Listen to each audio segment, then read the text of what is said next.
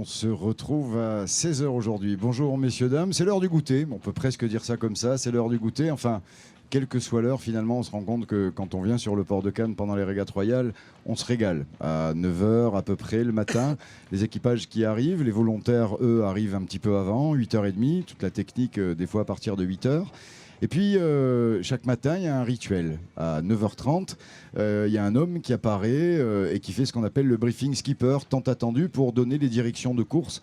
Cet homme, on a le plaisir de l'avoir sur le plateau avec nous. Bonjour Jérôme Nutt. Bonjour. Alors vous êtes le principal race officer, vous allez nous accompagner puisque quelque part, là, maintenant, pour vous, les régates royales, c'est pratiquement fini. Presque. Les résultats ne sont pas encore publiés et jusqu'à leur limite de dépôt de réclamation, on est toujours sur le pont. Voilà, l'heure limite de dépôt de réclamation, car on aura l'occasion de l'évoquer, nous sommes bien dans un spectacle, dans des bons moments, dans de la convivialité, dans du plaisir. On aura l'occasion de s'en rendre compte encore pendant ce MAG. Mais c'est aussi une course, une compétition encadrée par la Fédération française de voile, avec des gens qui, comme Jérôme Nutt, sont à leur poste, tout simplement, pour prendre du bon temps, du plaisir, mais aussi pour bosser. Et parmi eux, il y en a d'autres, évidemment. Ces officiels, ces gens qui sont là pour réglementer quelque chose. Je vous propose de découvrir le premier sujet qui a été réalisé par les jeunes du BTS audiovisuel Cannes Carnot. On fait connaissance avec la vigie, la tour de contrôle. Il s'appelle Philippe Huguet. Écoutez, regardez.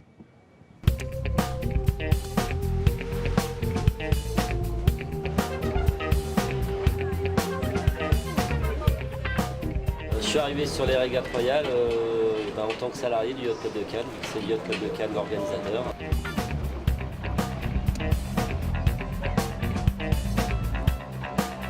C'est moi qui attribue les places au bateau. Après c'est évolutif, hein, ça peut changer jusqu'au dernier jour, ça peut changer, mais c'est moi qui décide qui est où, hein, vraiment en fonction des catégories et des particularités de chaque bateau.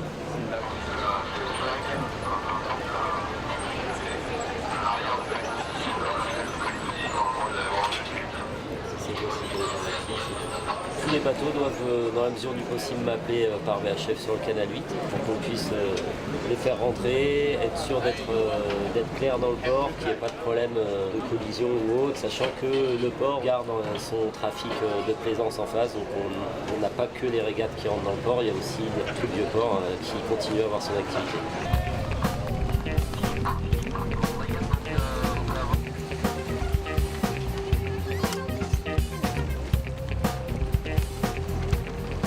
Pendant la course, j'ai mes équipes qui vont sur l'eau pour sécuriser la zone de départ. Parce que c'est pareil, c'est un moment où il y a beaucoup de densité de bateaux. Donc on sécurise, il y a une zone d'attente, on fait en sorte que les concurrents dont c'est pas le départ ne viennent pas gêner les concurrents dont c'est le départ. Et que les bateaux ou spectateurs, pareil, ne viennent pas perturber le bon déroulement de la course et que tout se passe en sécurité.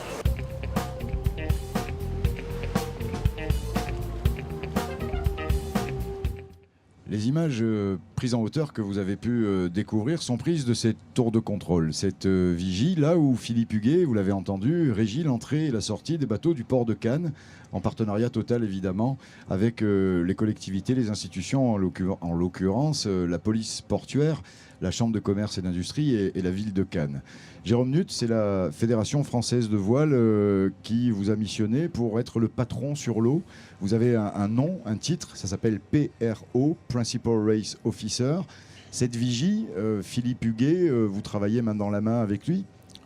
Bien sûr, on travaille la main dans la main. Le matin, on prévient Philippe de nos intentions de régater pour la journée, donc à peu près les heures de départ des bateaux pour sortir du port. Et le soir, quand les bateaux arrivent, on le prévient en lui donnant une estimation pour l'heure d'arrivée des bateaux dans le port. Voilà, parce que des marins qui arrivent à partir de 9 h le matin, vous intervenez à 9 h 30 pour leur expliquer les consignes de course. Avant, vous vous êtes entretenu avec l'ensemble des volontaires qui sont sur l'eau, souvent des gens du Yacht Club de Cannes avec leurs bateaux, les bateaux viseurs, etc., etc. Vous avez mis en place les bouées, défini un parcours qui peut être évolutif au fil de la journée, qui n'est jamais le même. Et après, une fois qu'on est sur l'eau, c'est la bagarre. Alors le matin, moi j'arrive de bonne heure, j'arrive à 7 h 30. Je prends tous les fichiers météo, on analyse la météo. Puis arrivent les comités on décide ensemble des parcours à effectuer. Ensuite, l'organisateur nous donne ses objectifs pour la journée, le programme des animations à terre. Et puis on voit avec qui on dit, on prévient Philippe. Et puis il y a le briefing skipper où là on donne officiellement nos intentions et la journée commence sur l'eau. Et l'intégralité des gens qui encadrent sont des passionnés. On va prendre Philippe Huguet, il est salarié du Yacht Club de Cannes, il est entraîneur, d'ailleurs il amène à des très bons niveaux les jeunes en optimiste. Il travaille avec Pierre Guéguen, qui fait aussi partie des brigadiers, qui lui-même s'occupe des lasers avec des jeunes qui vont naviguer sur toute la Méditerranée et bien au-delà. Et puis quand on regarde en mer, c'est pareil, la passion est vraiment le maître mot, même si les valeurs sportives sont inhérentes à la météo. Des fois il y a de la casse, hein. Oui, pour faire ce qu'on fait, aussi bien au niveau de Philippe, pour être entraîneur, au niveau de l'équipe comité et les bénévoles, il faut qu'on soit passionné. Et sans passion, on n'arrive à rien. Donc aujourd'hui, ça a été encore le cas, quoi. Justement, vous parlez d'aujourd'hui. Tout à l'heure, il va y avoir la remise des prix, d'ici 2 heures à peu près. Une remise des prix disputée avec, d'une part, le trophée des régates royales, mais également le trophée du Yacht Challenge d'Officine et Panelai qui a démarré au mois de juin. Est-ce que vous avez été surpris par les résultats des bateaux leaders ? Alors honnêtement, je ne serai au courant des résultats que ce soir. Volontairement, je ne regarde pas les résultats parce que j'ai pas envie de dire bah tiens, il se passe ça ou ça. Je ne veux pas connaître les résultats. Je les connaîtrai ce soir quand il faudra les valider. On va juste dire que la catégorie Dragon, hier, puisque il y a 12 catégories différentes sur les régates royales, et il y en a qui ont terminé hier, et c'est Annapurna et Blue Wave qui sont encore illustrés sur les Dragons, et ma mémoire m'échappe sur les 5,50. Oui, c'est Blue Moon. Voilà, Blue Moon, une chanson d'Elvis Presley. Vous avez entendu Jérôme Nutt, à un moment donné, lorsqu'il racontait comment se passait la journée, il attendait le programme des animations. Oui, les animations, c'est quelque chose qui compte dans les régates royales, souvent dans les compétitions. Et vous allez écouter tout de suite ce qu'en pensent les marins. Deuxième sujet. Merci.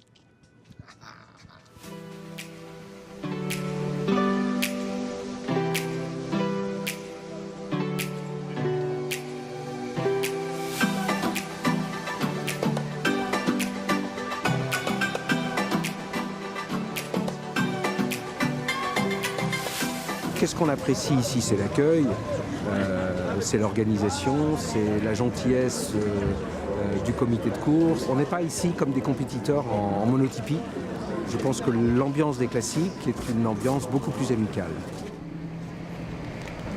On adore être là. On adore les régates et son atmosphère relaxante.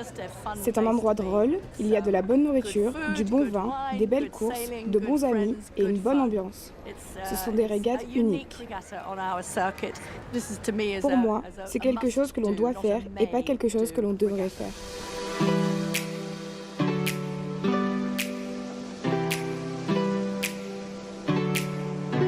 C'est le mois de septembre, il fait beau, il y a du vent. Et il y a surtout, c'est un des plus gros regroupements de la saison. Le plan d'eau est cool et Cannes c'est toujours accueillant et ils font ça bien ici. Et c'est pas.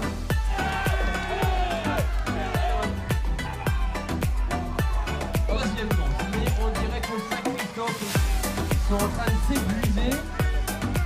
La première manche est pour Puritan. Joli vainqueur pour cette année 2018. On a des bateaux qui sont récents, des bateaux comme celui-là qui ont une conception qui date de 140 ans. Et sur l'eau, c'est assez extraordinaire de voir comment chacun des bateaux, avec ses propres caractéristiques, va plus vite, plus doucement. Et surtout, c'est l'ambiance lors des virements de bord et en permanence du fair play.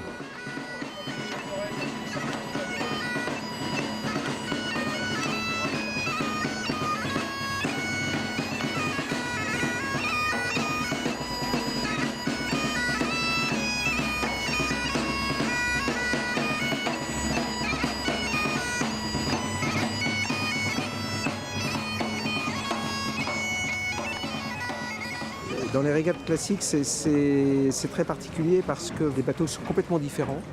On a du handicap entre les bateaux de façon à essayer de les rendre un petit peu équivalents. Mais ce qui est important pour nous tous ici, c'est d'avoir des bateaux qui soient prêts à régater et de se comparer avec des gens qui font les mêmes efforts pendant toute l'année pour entretenir ces bateaux et les préparer aux régates. Et c'est la résultante, c'est la cerise sur le gâteau de tous se retrouver et de régater ensemble.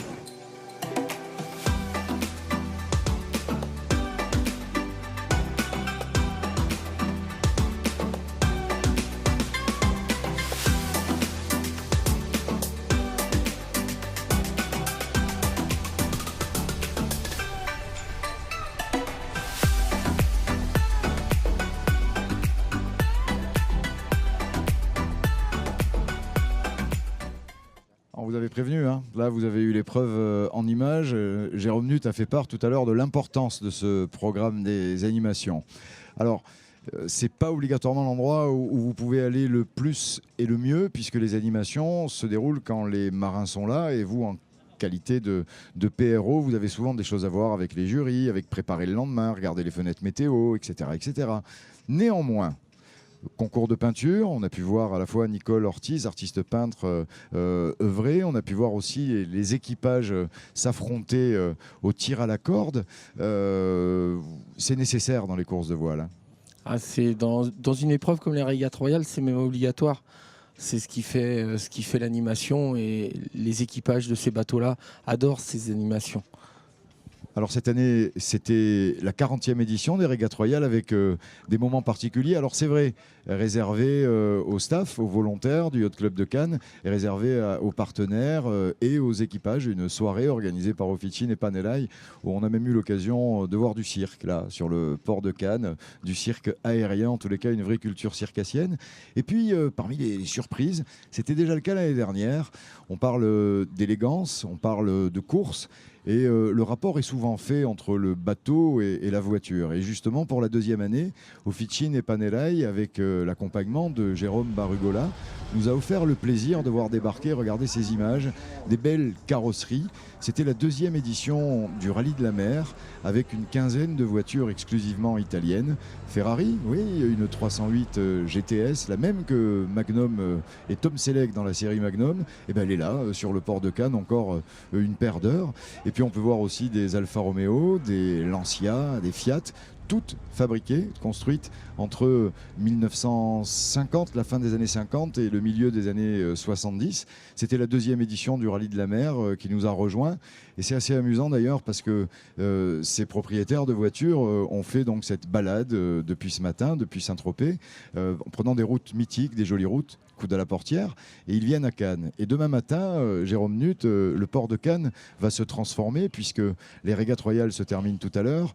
Mais demain matin, il va y avoir une course de liaison organisée par le Yacht Club de France, la Coupe d'automne, qui va partir vers Saint-Tropez. C'est l'inverse en bateau demain matin que ces propriétaires d'automobiles italiennes qui nous ont rejoints. Oui, chaque année, la course de liaison entre les régates royales et les voiles de Saint-Tropez s'appelle la course d'automne du Yacht Club de France, organisée par le Yacht Club de France avec l'appui technique des Yacht Club de Cannes et de la Société nautique de Saint-Tropez. Le départ est à 11h. Et l'arrivée à la tour du Pourtalais à Saint-Tropez dans l'après-midi, si les conditions météo le permettent. Voilà, messieurs, dames, ainsi se termine la dernière édition du MAG réalisé par les jeunes, du BTS audiovisuel Cannes Carnot, réalisé par les jeunes mais accompagné, comme c'est souvent nécessaire, par les moins jeunes. On saluera aussi le travail de ceux qui étaient nés au XXe siècle, même avant les années 90. Et puis on va vous inviter à nous rejoindre, ou d'ici 19-20 heures, vous assisterez à la fin, si vous arrivez à ce moment-là, de la remise des prix. Vous donnez rendez-vous demain matin, peut-être aussi pour le départ de la Coupe d'automne du Yacht Club de France. Il y aura des beaux bateaux qui vont partir. Et puis vous souhaitez une agréable année en espérant vous retrouver l'année prochaine, même endroit, à peu près même heure, avec les deuxièmes années du BTS audiovisuel Cannes Carnot. Salut!